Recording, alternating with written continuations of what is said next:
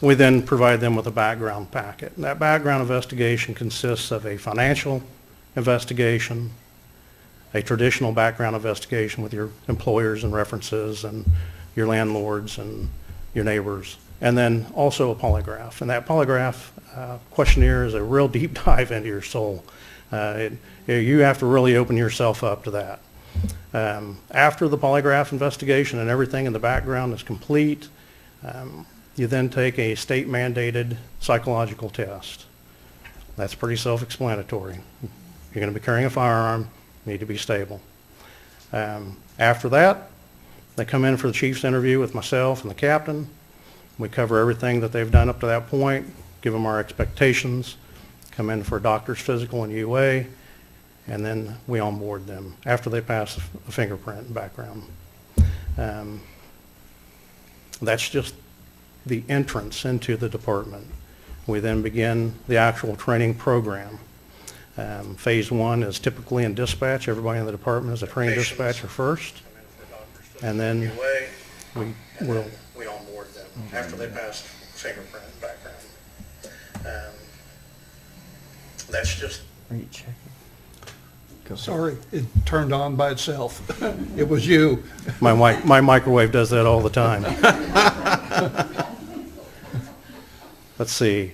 Oh, then they go out to the academy. That's 14 weeks where they learn the job. It's Kansas law. Then they come back for an additional 12 weeks of field training with us. But their training's not over after that 12 weeks. They spend the next year to two under the close eye of their supervisors, helping guide them as they progress through their career. Both of these officers have completed KLATC, and they have completed their field training. And I'm done talking. We're ready to swear them in, get them pinned so they can go home. Officer Kenesha Brown would be pinned by her mother, Cheryl. And Officer Johnson will be, pardon me?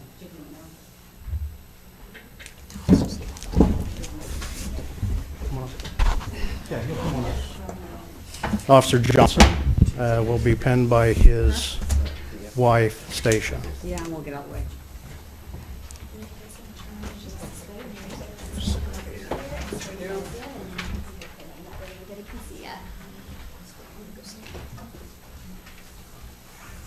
Looks like we're going down there.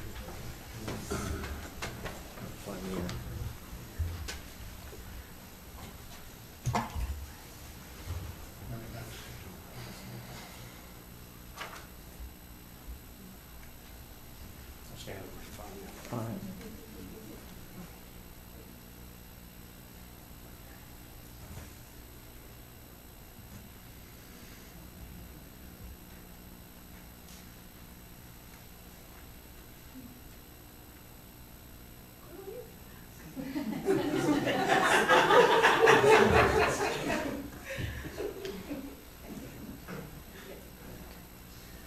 All right, officers, please raise your right hand and repeat after me.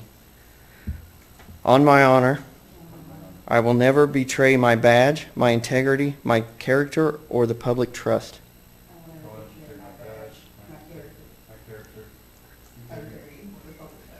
I'll say that again. I'll never betray my badge. I'll never betray my badge. My integrity. My character. Or the public trust. I will always have the courage to hold myself and others accountable for our actions. I will always uphold the Constitution of the United States and of the state of Kansas, my community, and the agency I serve. Congratulations.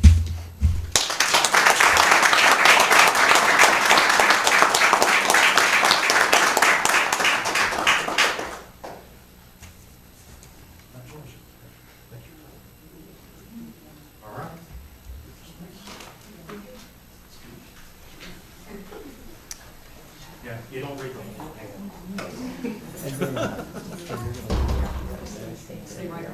I think you should call him up and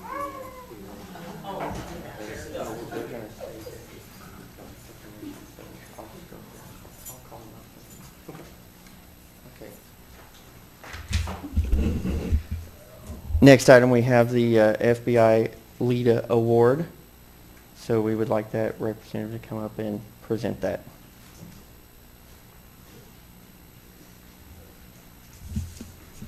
Hello. Mr. Mayor, Welcome. pleasure to meet you, absolutely. So I'm speaking this way, or to the audience? It doesn't matter? I guess it doesn't matter, right?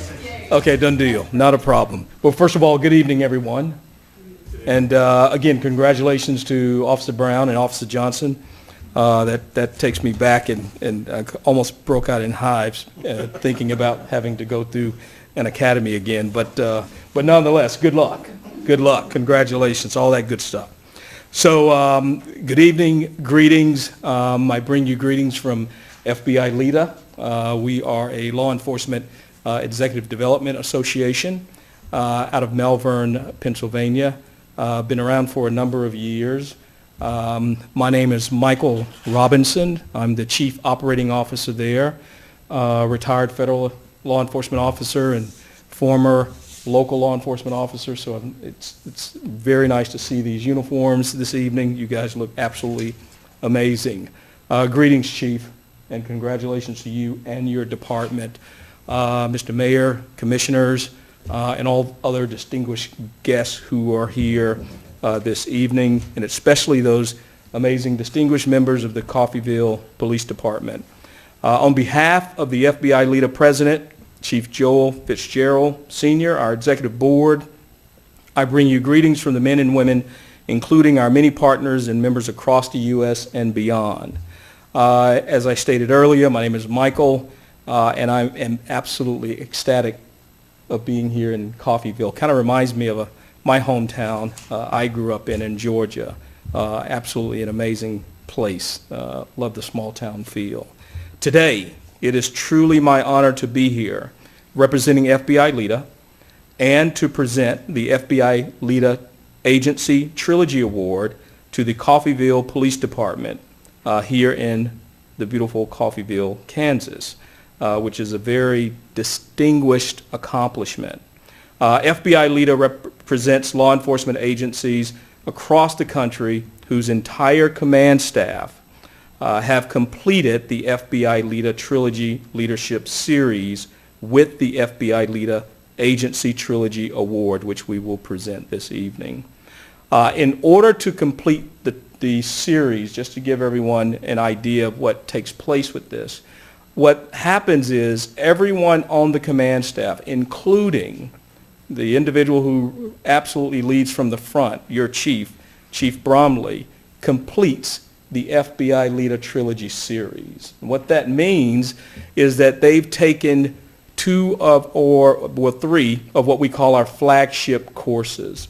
And what that is our Supervisory Leadership Institute course.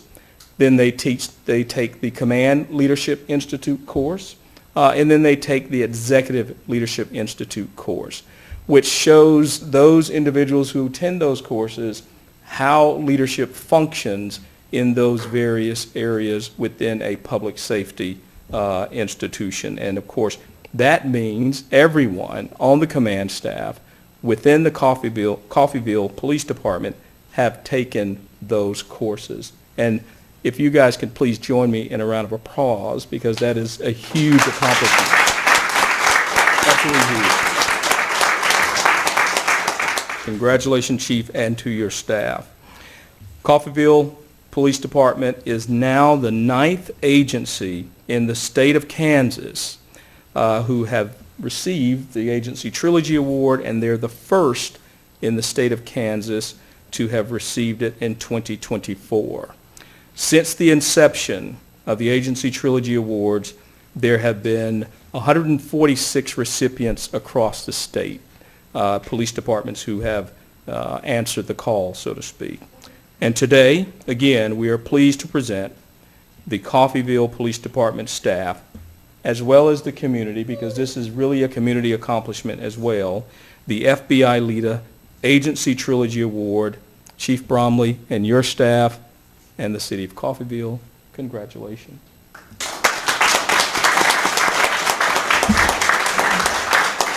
So I can get this to you, Chief. Yep. Your whole command staff? Okay. Done deal. Yes, ma'am.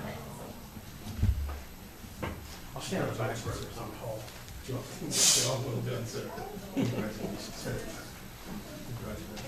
know two people that like to stand in the front.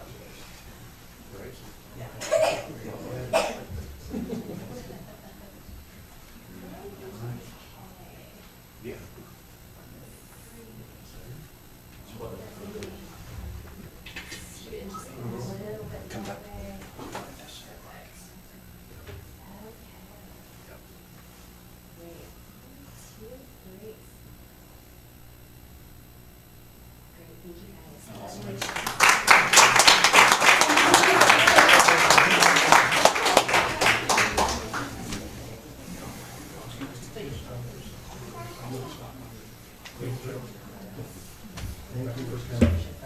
Hey, Quinn.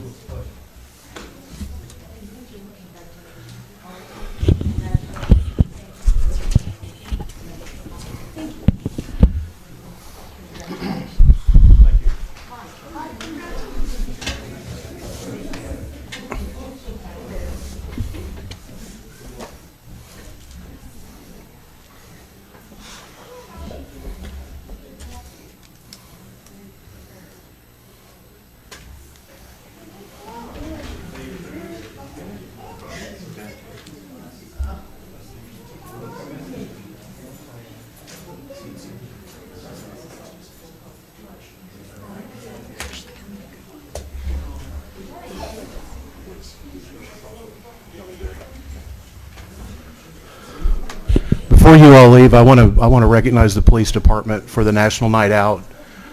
Who were the lead organizers this year?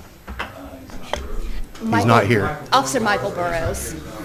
That event was, again, a spectacular event, and every day since we had it, I've heard nothing but positive things about it. And I just wanted to thank you all for the amount of effort that you all put into organizing that event again this year, and say that, this is one of the reasons that our police department has such a positive relationship with a vast amount of the community, is because they see you as a partner in the betterment of the community, and they see how much the police officers care about our city. And I just wanted to take my hat off and congratulate you guys on another great National Night Out. Good job. Thank you. Thank you.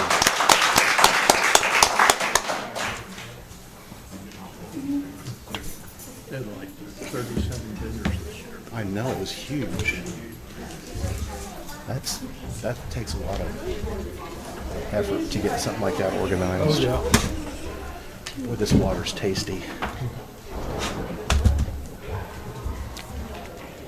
Thank you.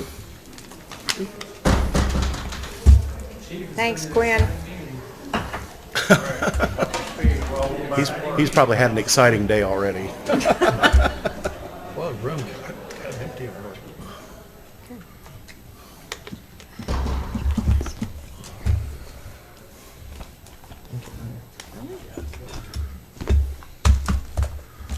What happened? We're outnumbered by Brewbakers all of a sudden. It's probably it. Oh, here it is. Wow.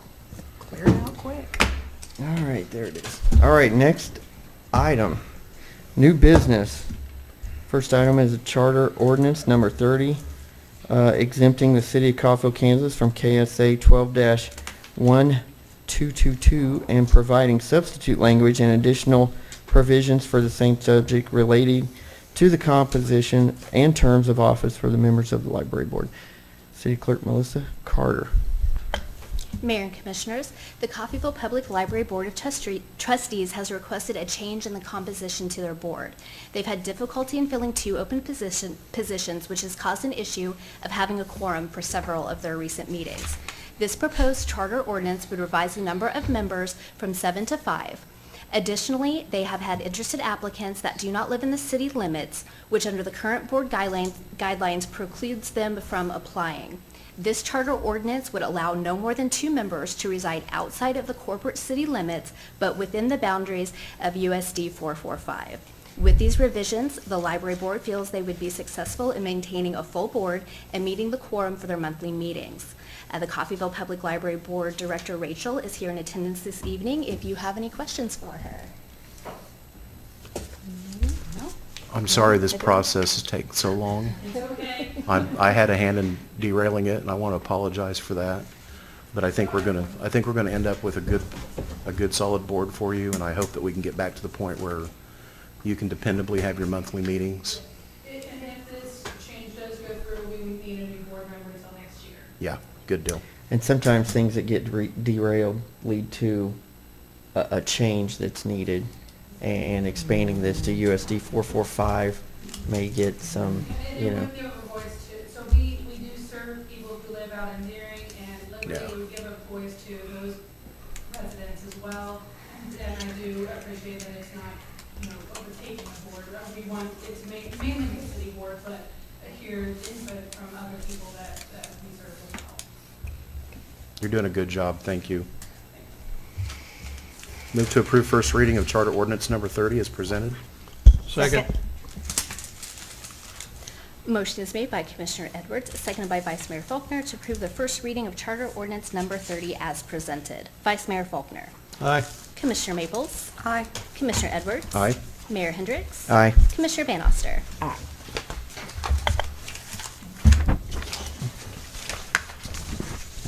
Next up is Resolution R-24-63, a resolution to authorize acceptance of the KDOT City Connecting Link Improvement Program grant for the Luark and Highway 166 pavement restoration project. Deputy Director of Public Service Thomas Osborne will make comments and answer any questions. Good evening, Mayor and Commissioners. Good In evening. March, you guys approved us submitting for a C-CLIP grant through KDOT for rebuilding the intersection at the Highway US 166 and Luark Street. We are happy to be able to receive that grant. At this time, we need to actually formally accept the grant and request programming for said grant. This grant would fix approximately 600 feet around the Luark intersection. It is a section that was previously skipped during at that time it was not C-CLIP, it was T-Works. But we were doing a massive joint replacement repair off through the highway all the way out west. It was skipped because we were going to end up replacing 80% of the joints, and it really just needed a full replacement, not to just do a patch job. So we elected to skip it at that time and moved it forward up through the grant applications to today. So be happy to try to answer any questions. This is a 90-10 grant. Our portion is going to be approximately $128,758.50. That is subject to change. If you note, the grant is for 1.2 million, or up to 1.2 million of KDOT funds. With the volatility of construction contracts lately and the increased costs of materials, KDOT actually bumped the maximum grant amount from 1 million to that 1.2. We haven't seen that here yet, but at the same time, this is scheduled for KDOT fiscal year 2027. So there's a little bit of a buffer there to try to help. Refresh my memory, this is from Luark going west? It's actually both directions of Luark, west and east, approximately 600-foot span through there. All right. It should cover up to approximately where Brahms and Tractor Supply, and then all the way south. Will their entrance be blocked? It might temporarily, there will be a temporary entrance have to be put in, most likely. Okay. Because you can get into Theirs it is from one that Luark. is, Right. it has a pretty good jump. Right. So, Okay. Yeah. They usually take care of it. But you're right, both can be accessed by Luark. Yeah, you can get in there through that way. Is It's no big this, deal. this is break out all the concrete there and? this is full replacement, all the Dig down? concrete's gone, dig down, 3 rebase, feet, new 4 curb and gutter, it'll replace, or at least tie into the storm system there. I believe there's 3 storm inlets on that section. All that we'll make sure all that's in, either if it's not in good shape, it'll get replaced or be And I reattached. realize this is a KDOT controlled project, Largely. much yeah. like Walnut? Okay, Yep. so what's So- their projected start to finish time So once it gets let's- started? So this will be, it's slated for 2027, so it should be bid out fall of '26 and started in spring of '27. Oh, so we're, okay, Yeah. we're talking Yeah. two Yep. years from Yeah. now, almost Yeah. 2.5 years from now. Yeah. So this covers the design and the construction.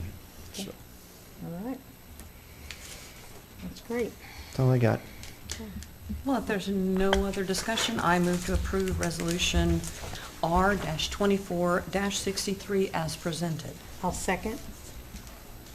Motion is made by Commissioner Maples, seconded by Commissioner Van Oster to approve Resolution R-24-63 as presented. Commissioner Maples. Aye. Commissioner Edwards. Aye. Mayor Hendricks. Aye. Commissioner Van Oster. Aye. Vice Mayor Faulkner. Aye. Thank you. Yeah, thank you to all the people who worked on that and applied for the grant and received it. Next up, Resolution R-24-64, a resolution to approve the purchase of a used Ford F-550 diesel dump bed truck for the Public Service Department. And Thomas, once again. thank you once again, Mayor, Commissioners. As you guys have put forward, we want to do more and more working with the streets and doing more improvements that we throughout moving forward. As part of that, we've been looking at adding additional staffing to the public service. Ben's been kind of doing some reorganization to where public service can actually focus on streets versus being the catch-all for anything and everything. As part of that, we're also looking at adding additional crews to that project so that we can handle more projects as well as larger projects. Part of that would also be material handling, and so this is what this would be for. The last truck that we bought had twice the miles and cost about, I think it was only about 10,000 less than this one, so it's a good price. It's been reviewed and looked at by our mechanics. We feel that it would make a good addition to the fleet to be able to, again, support the efforts of street maintenance and stuff for the Public Service Department. Be happy to try to answer any questions. Is this an as-is purchase or any sort of warranty that comes with it? from It'd be an Green as-is Country? purchase. Huh? As is. Our mechanic has gone down and looked at it 2, if not 3 times. I've gone over it, so.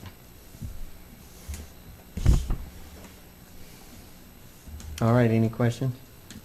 I have no questions. I'll move to approve R-24-64. Second? Motion is made by Mayor Hendricks, seconded by Commissioner Edwards to approve Resolution R-24-64 as presented. Commissioner Edwards. Aye. Mayor Hendricks. Aye. Commissioner Van Oster. Aye. Vice Mayor Faulkner. Aye. Commissioner Maples. Aye. Thank you.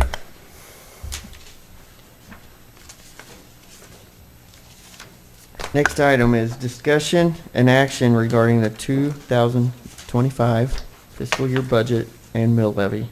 City Manager Ben Baker will make comments. Yes, Commissioners, we've had budget meetings or budget workshop and special meeting on the mill levy.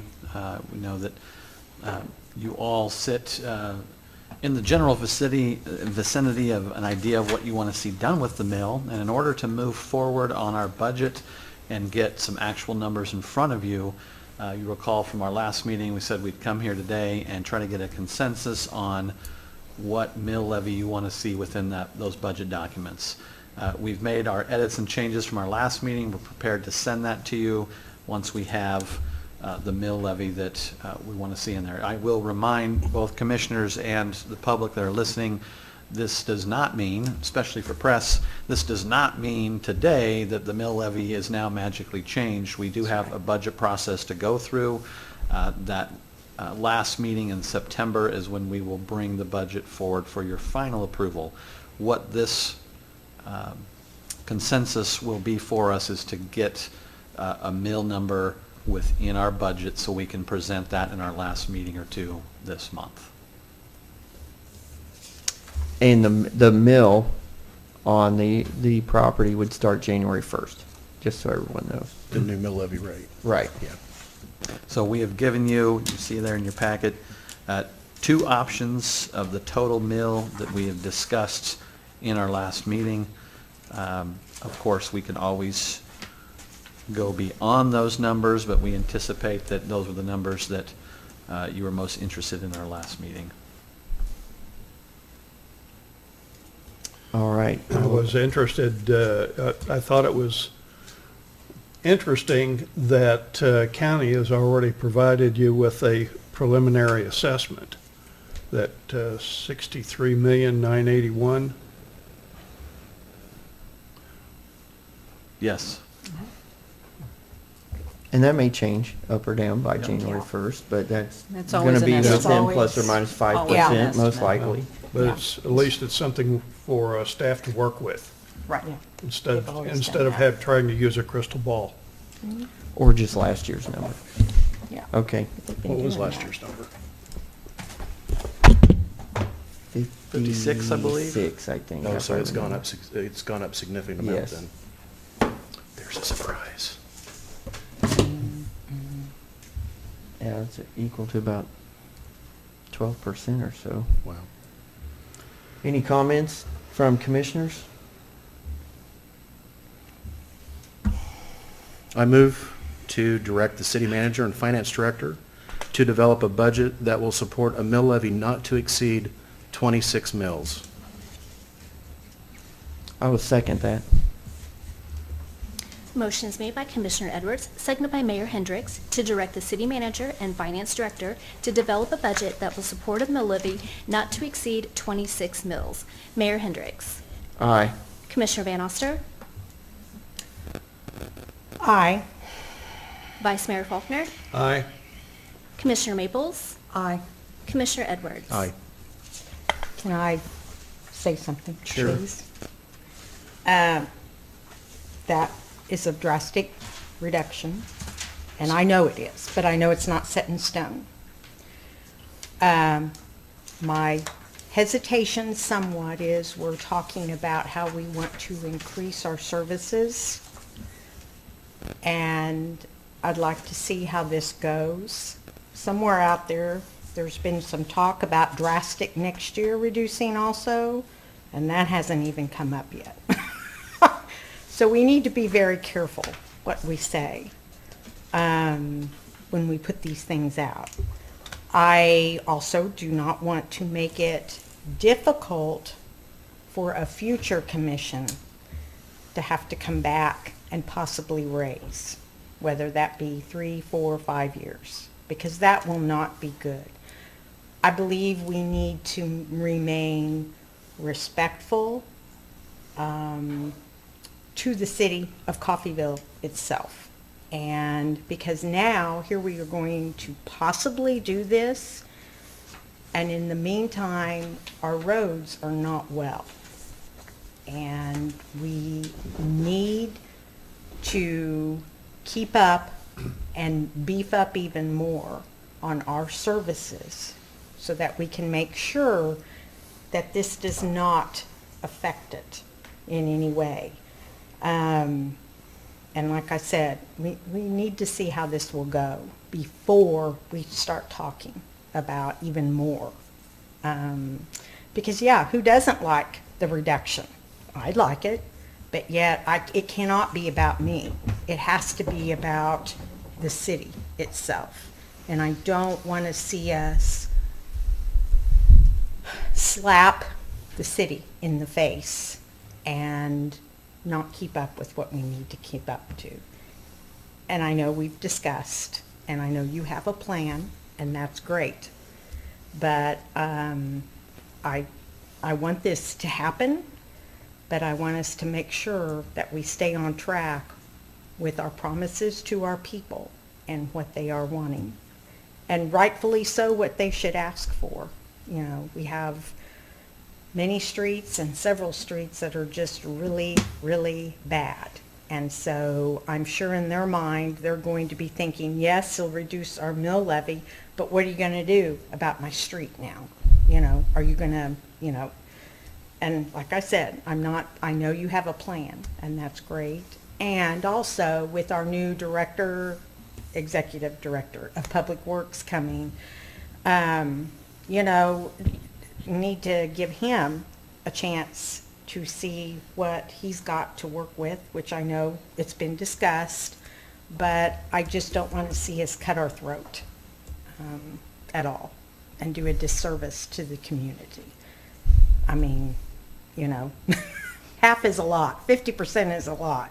You know, that'd be like me saying, okay, you know, we're going to cut all our expenses down here 50%, but I don't know how that's going to go yet. Well, we got to have a plan, and we got to make sure we do it. So that's just been my hesitation with this. I would like to say that I respect that hesitation, and I think anytime a drastic cut like this is made, it warrants careful consideration. I would like to point out that this isn't our money. This is the money that belongs to the taxpayers. And the amount of money this would cut out of the city budget amounts to, if I'm wrong, correct me right now, roughly a little bit over 1% of the total dollars.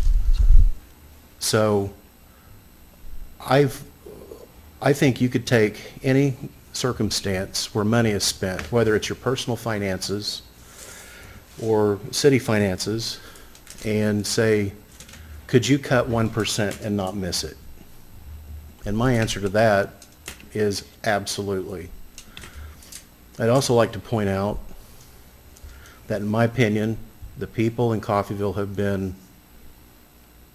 overtaxed for a long time, and they are desperately needing relief. Everything has gone up in price. I get that, and it's probably not going to change anytime soon. And what amounts to 1% of our budget, would you concur that this is roughly this would be a 1% reduction in revenue for the city?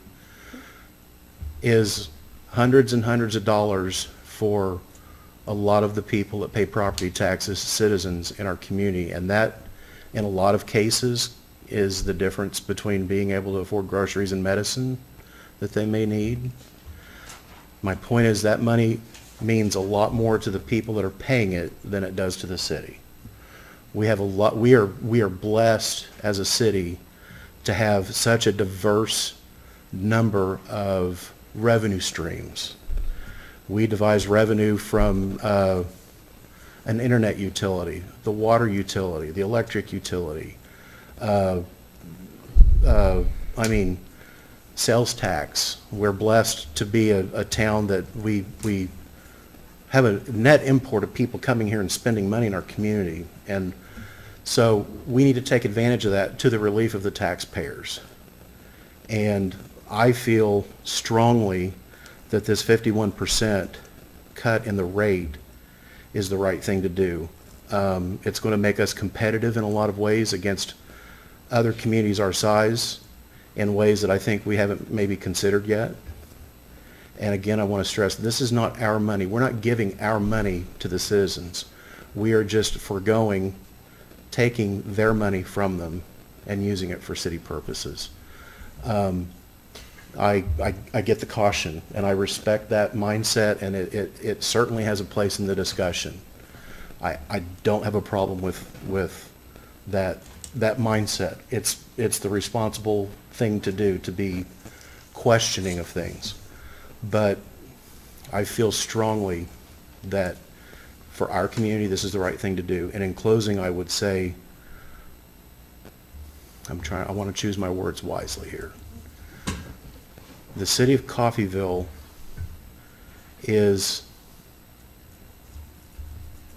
we have enough reserves right now that we could undertake an incredibly ambitious street program. And the truth is, all it would take is for 3 of the 5 of us to agree to do it. And I'm all in. I am all in. We have the revenue streams right now that we've built up a significant cash reserve. That money, to me, should be spent to better our community in a number of ways. I think the most obvious of those ways is for us to engage now in the next few months on an ambitious street program. We are in a unique position. We can cut the budget 1%, and not have to cut any services because of the cash reserves we have and the amount of revenue we have coming in from a variety of revenue streams. So we just have to keep being cautious and choose our path with good information provided by our city, our capable city staff. And I think that if we stay on this path, the people in our community are going to be amazed at the things that are going to happen in our community. I absolutely feel like this is the right thing to do. That's all I have. And I would like to make a comment that because we are cutting the mill levy in half, does not mean that your property taxes will be going down by half. Yes, they will go down, but they won't be cut in half. There's a significant difference there in the calculations. But yes, property taxes will go down, but not by half. Just a word of caution. Well, that's because they pay taxes to the college, the school district, and The other other entities. mills. Well, The average citizen. They've got to have them to Yeah. survive too. And absolutely, that's their, in those better cases, that's options pretty there. much one of their only sources of funding their budget. And Exactly. they're not in a position to be able to do what we're able to do. We're in a unique position. But Commissioner Faulkner is correct in pointing out that this is not going to translate to a 50% reduction in your overall tax bill. It's a 50% reduction in what the city levies. And your average citizen's paying, I think, about 23 to 24% of their tax bill goes to the city of Coffeyville. We're only one part of that pie. well, no. Is it that high? I don't know. It might be as low as 20%, but it's not even Okay. a quarter. Approximately, Okay. and the percent's going to go lower after this. Yeah, Correct. but the other entities are still going to get their mill levies. Absolutely Same. right. Yeah. So, Yeah. my viewpoint comments on this, I want to clarify some numbers here. And if your property has been assessed the same as, or will be next year as it was last year or the year before, then your dollar amount will stay the same. I know folks whose houses, their assessed values have gone up 30, 40%. And so, to them, as compared to before, their property tax mill will go down for the city portion by half, but the dollar amount as compared to 2 years ago, it may go down 30% or Yeah. 20 or 30% dollar wise. So we want to make that clear as well, and the other entities still get theirs. So overall, this might reduce somebody's total property tax in the 10% range, 10 to 12% range total. Right. The assessed value, yes, the mill levy being cut by half, but the assessed value total that we are taxing from has gone up approximately 12 to 13%. That is the best guess for the county. It may be higher, maybe slightly lower. But what that amounts to is the tax money coming to the city is not, dollar-wise, will not be half. It will be about 40% less, 35 to 40% less. And if I want to go back 15, 20 years, the mill levy used to be in the high 30 to low 40 range. And now it's crept up over 50 over the years. And if you look at it from that standpoint, 38 to 40 range and now going to 26, if you looked at it from then, it would seem less drastic. But yes, at first glance, this seems like a very drastic move. But we have revenue streams from higher interest rates that may hurt somebody taking out a new mortgage, but it has been a benefit to the city of Coffeyville to have extra interest income that was not there last year and what definitely was not there 2 years ago, and 3 years ago it was almost negligible. Yeah. And now it's significant. And we take that, and if we attract more industry possibly, with the lower tax rate, we would get new electric customers. I look at it as, what can you do to get people to move here? And a high tax, property tax is not it. That's scaring people away. This is a little bit of a chance. Gives us that chance to get people to move here that may work here but don't live here and pick somewhere else just because it's slightly less property tax. Last 10 And Mhm. if this will help even 20, 30, 40 families move here and add to the tax Like base, here. it will help that effect and give us more money. So I'm looking at it from that standpoint, and the overall numbers of, it's not half the, it will not reduce the tax revenue to the city by half, but it will be about 40%. So I'm looking at this as, this is the time in history, in probably the last 20 years, that we have a chance to do this. And I, for one, wanted to take the chance to do it, to be that shot in the arm, you know, the economic incentive to get some things going here. And I think we can do it without hurting the city financially because of these other things that have happened that were not available even last year or 2 years ago. One last thing.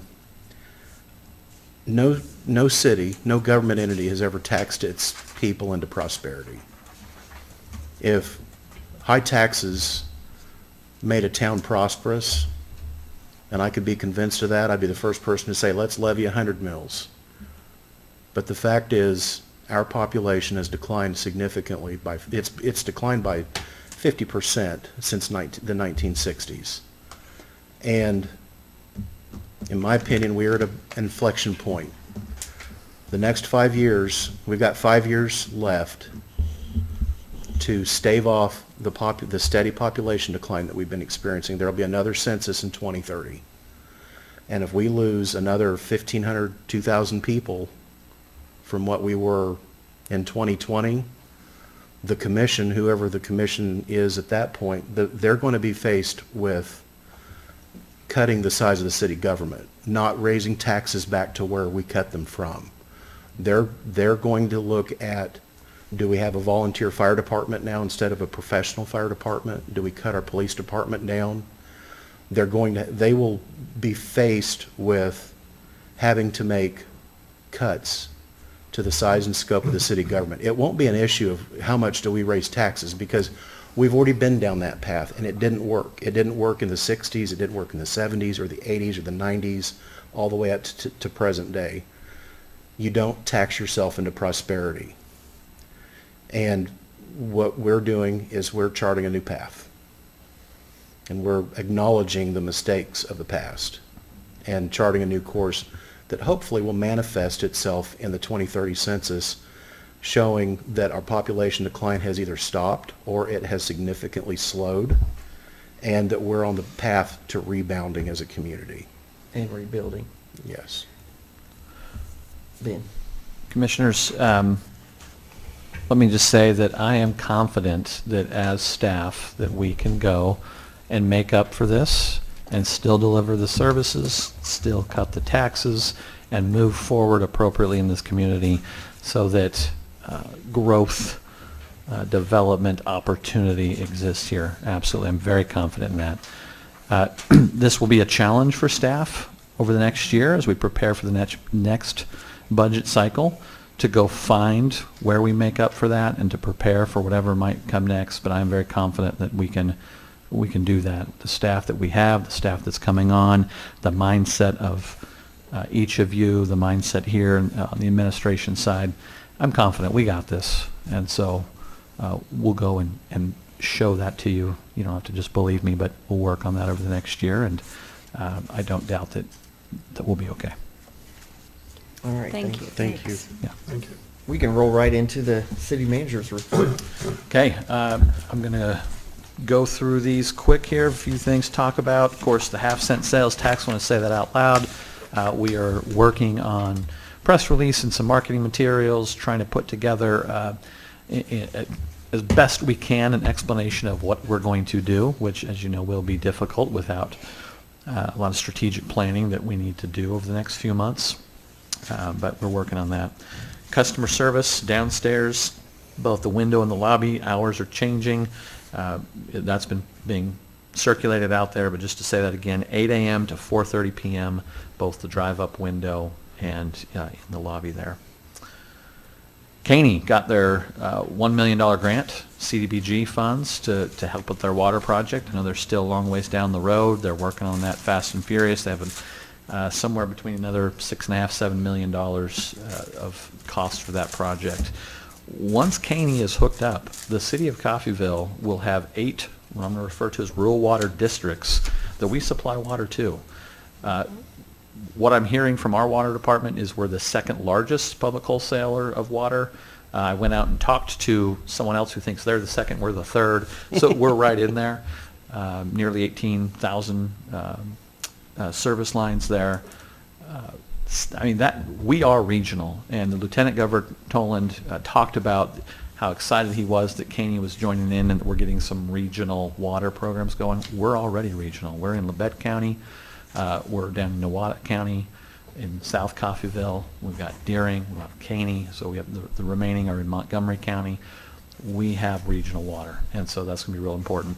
I'm going to communicate with each of you and our city clerk to come up with a meeting that would be a public meeting, but we'll actually go out to the water plant. I'd like to show, you've probably seen it before, but walk through, talk about where we're at today, talk about the engineering report that you commissioned over a year ago that's back. I have a lot of other conversations happening on what other ways we can continue to have regional water success. And so you'll start hearing us talk more and more about that and going out and visiting and try to plan for the future of water in the area. City Hall, we've contracted where it's with our grounds. A big shout out to Toby, really pushing that and helping that get along. And so just the beautification of the building, the grounds around the building, you will see on the increase here. They came out, we fixed some water lines, we're adding some flower features and water pots, and you'll see the trees come back in that were pulled out a while ago. I'm assuming they died. Something happened to those trees that used to be in those images. So that's coming back. If you saw that in the report today, so you know what that is. Interstate Fair and Rodeo. I've had some fun out there, met with the board members. I'll actually meet with the board in September as we talk about the condition that our fairgrounds are in, which we will be coming back to have conversations about that as well. Yeah. We own the fairgrounds, the buildings, the maintenance of those, some obligations there to continue and look forward. I think there's going to be a lot of great opportunity out there. One of my goals from a high level before really digging into it is how do we 10x the amount of people coming already for what this fair board does. We've got a software that shows us actual data of how many people attend. Boy, we'd love to have 10x the amount of people that come out and sales tax dollars here. We talk about opportunities to make up for the mill. Bringing people from out of the area here to spend their dollars is a great way to do that. I do have, you'll see most of our crowd in the back. 3 of them are mine. And we're, as you can tell by the way they're dressed, we're headed to the bull riding right after this. All right. I have Peter here. Peter, raise your hand. That's the oldest. Then Henry. Raise your hand, Henry. And Briscoe on the end there. Barely awake. Hey, yeah. Bored to tears. They So are big that's now. at least the Very. majority of who's in your audience. Hey, Been boys, very well behaved. They have. Very well behaved. Yeah, well. Thank you. Thursday night, you can bring them out and they can actually get a chance to ride the Kiwanis mechanical bull. Okay. And it starts out very slow. Okay. That's fun to watch. It's a lot of fun to watch. Fire truck. Fire truck's here. It's at the station. If you haven't seen it and you want to go out and see our new old fire truck, if you want to say this is not an in-service fire truck. This is an antique truck that we've got some community members and businesses that have offered to go and try to put it back into restoration, and hopefully it can be into some parades and things in the near future. Railroad. I had an email about railroad. I'm already working on that. Thank you. Met with Senator Peck about our crossings. He said, look, there's a great time right now. He's got some connections. It's a good time. Thomas has gone out. We've taken pictures of every one of those crossings, kind of ranked them in worst to best. And I'm not sure I'd call any of them best. It's all the worst ones. Best of the There's worst. already, They're already, several of them are already on a list from the railroad to be completed. We'd like to, if we can, speed that up, but that is a focus that we're working on, just as an FYI there. Thank you. The UTV ordinance, we're in final stages. It's been complete. Paul has sent that back. We've got the PD doing another once over that ordinance. We expect to have that at the next meeting in 2 weeks here.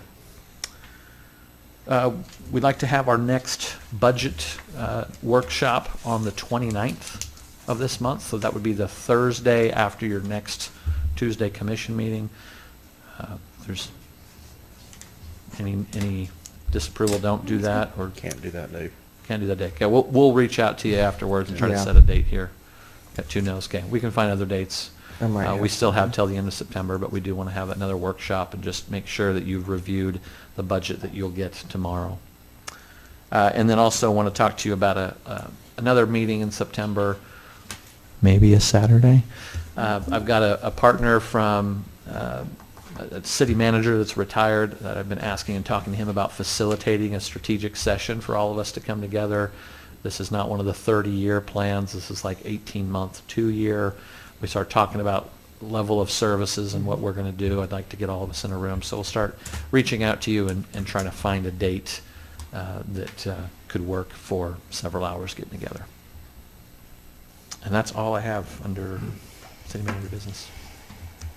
All right, do we have any other comments from commissioners? Well, I hope everyone, everybody that came out Saturday night to the VOD in the Ville.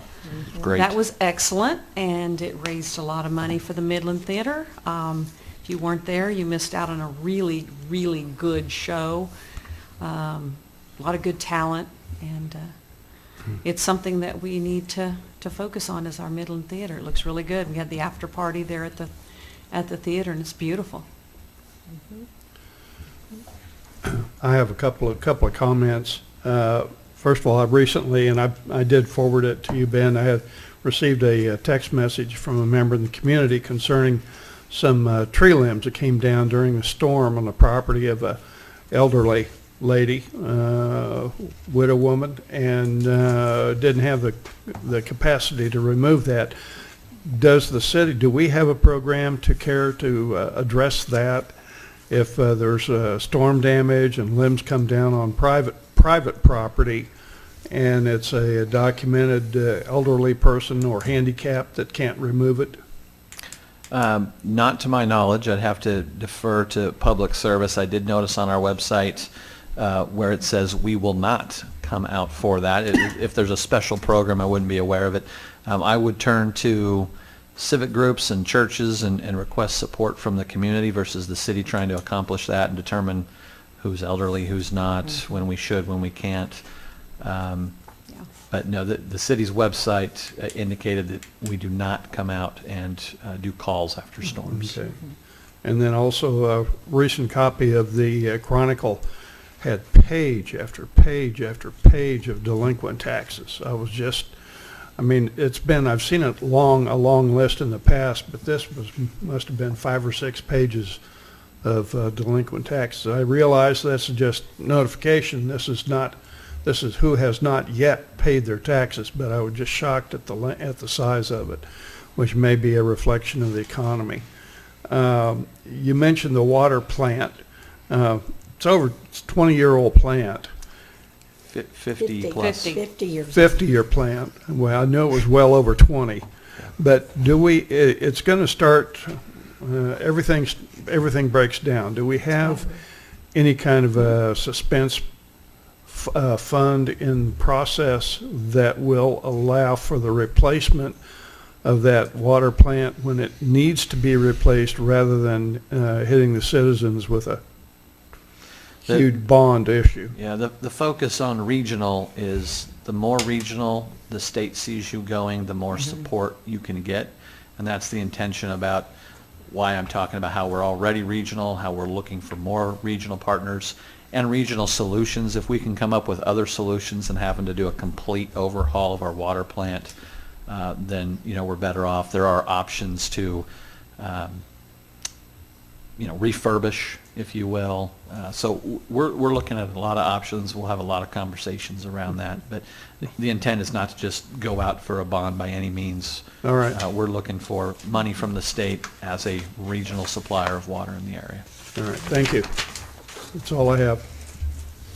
So, a couple weeks ago, I went on Amazon and bought a book.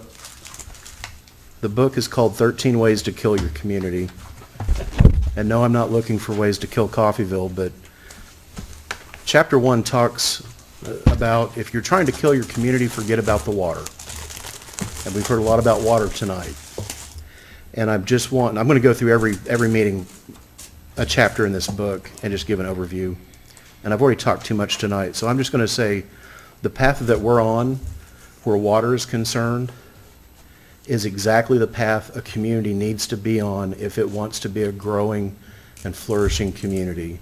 When Caney reached out to us for help, we did the right thing in helping them. Yes, we did. And it was not just, it wasn't just the right thing to do for a neighbor, it was the right thing to do for ourselves, because we're going to benefit from being an even larger exporter, if you will, of water. And the more people that get their water from us, the more, when it comes time to replace that water plant, the more spread out we can spread the cost of that. And it'll affect the people in Coffeyville to a lesser degree.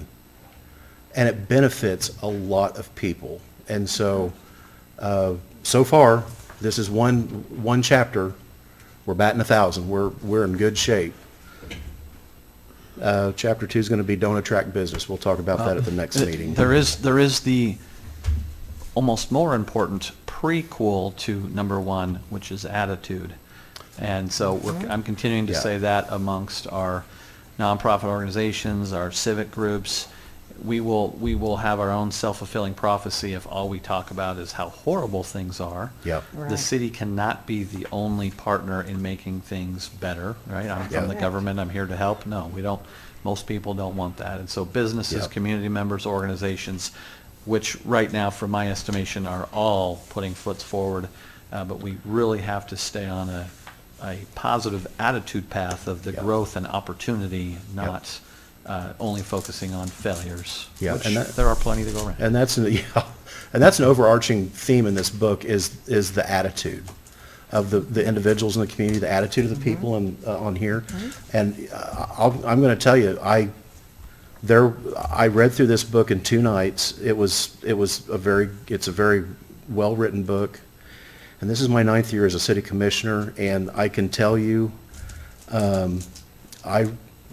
every chapter I reached a point of inflection about, okay, what have I done in the past, and how have I conducted myself, and I'll loan this book to anybody here tonight that wants to read it. I really enjoyed it. I think there's a lot of good information in it, and I think that it was helpful to me because it helped me kind of reflect on some of the things I've done through the years that if I had a chance to go back and do, I'd probably do a little differently, either in process or in net outcome of what happened. But my overall thought after reading the book is we're on a really good path here in Coffeyville. Our biggest downfall is the negative attitude by some in our community. Well, I was just going to say, I have had more people in the past few years say, I think we're on to something. I think we're on a right track. I think something's going to happen here. Yeah. And I think that attitude is changing. It is. And I can say right now, if the 5 of us work together, and I Yep. think we're working well together, and we're united with the city, and we've got an attitude of, we may not all agree, and we won't all agree, but together our goal, our thought process is we're making Coffeyville better. Yeah. We may not always agree on how to do it, but we're staying on that goal, and I think that should reflect into everything else we do, and I think that will help the city. Yeah. Last time I was on commission and things I told people this time during the election for this one was just simply every decision or plan we do here is how does it affect people wanting to live here who maybe work here and don't live here to get them to move here and then people who live here to not make them want to move away. Yeah. And We have a you- lot of that, you- unfortunately. They do. And if you do. can do that, just do things that make people happy to stay here, make people happy to move here who work here and maybe don't live here, you're probably on the right path. Exactly. And every decision towards that is towards that goal, which will grow our community instead of put it in decline. So that's what I have. If there's no other, we need to adjourn to executive session so some boys can go to bull riding. I'll Let's, make a motion that we move to executive session for the purpose of discussing personnel matters of non-elected personnel. Excuse me, personnel as permitted by the non-elected personnel matter exception to the Opens Meeting Act as set forth in KSA 75-4319B1 to include the city attorney and city manager to reconvene in the commission room at, what time, Ben, would you like? Let's go 5 minutes. It's really just an update, not a lot of conversation. So at 7:50? yeah. 7:50, let's just do that. Second? Motion is made by Commissioner Van Oster, seconded by Commissioner Edwards to recess to executive session for the purpose of discussing personnel matters of non-elected personnel as permitted by the non-elected personnel matter exception to the Open Meetings Act as set forth in KSA 75-4319B1 to include the city attorney and city manager to reconvene in the commission room at 7:50 PM. Commissioner Van Oster. Aye. Vice Mayor Faulkner. Aye. Commissioner Maples. Aye. Commissioner Edwards. Aye. Mayor Hendricks. Aye.